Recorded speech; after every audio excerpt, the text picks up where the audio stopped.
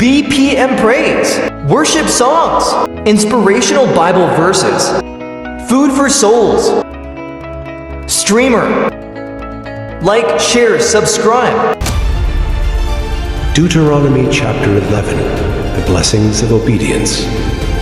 You must love the Lord your God and always obey his requirements, decrees, regulations, and commands.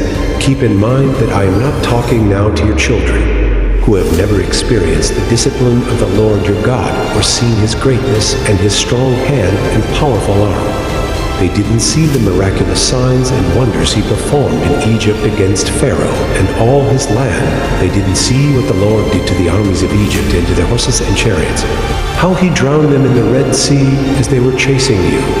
He destroyed them, and they have not recovered to this very day. Your children didn't see how the Lord cared for you in the wilderness until you arrived here. They didn't see what he did to Dathan and Abiram, the sons of Eliab, a descendant of Reuben, when the earth opened its mouth in the Israelite camp and swallowed them, along with their households and tents and every living thing that belonged to them. But you have seen the Lord perform all these mighty deeds with your own eyes. Therefore, be careful to obey every command I am giving you today, so you may have strength to go in and take over the land you are about to enter.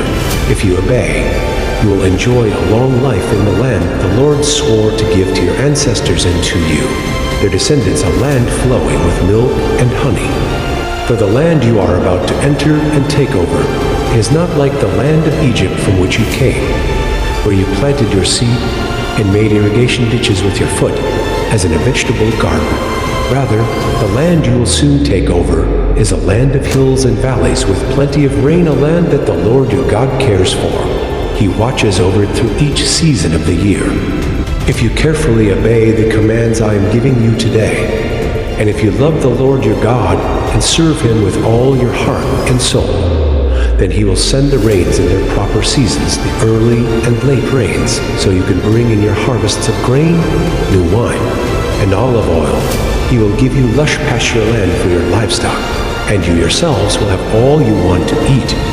But be careful, don't let your heart be deceived, so that you turn away from the Lord and serve and worship other gods. If you do, the Lord's anger will burn against you.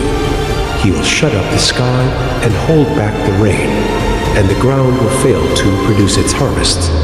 Then you will quickly die in that good land the Lord is giving you. So commit yourselves wholeheartedly to these words of mine. Tie them to your hands and wear them on your forehead as reminders. Teach them to your children.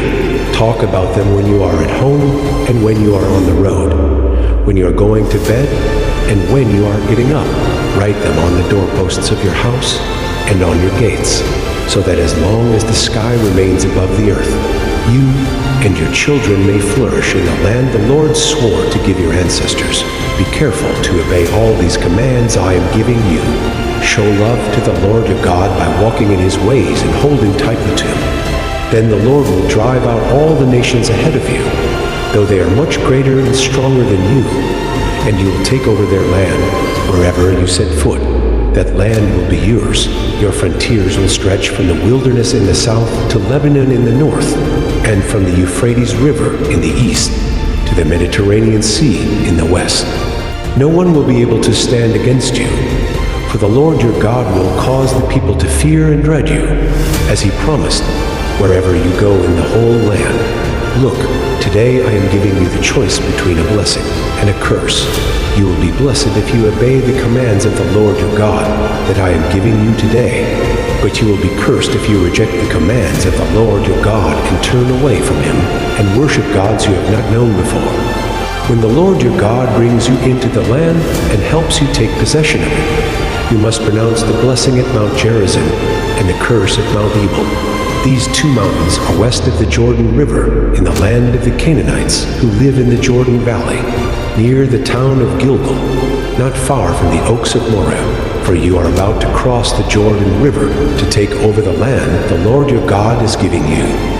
When you take that land and are living in it, you must be careful to obey all the decrees and regulations I am giving you today.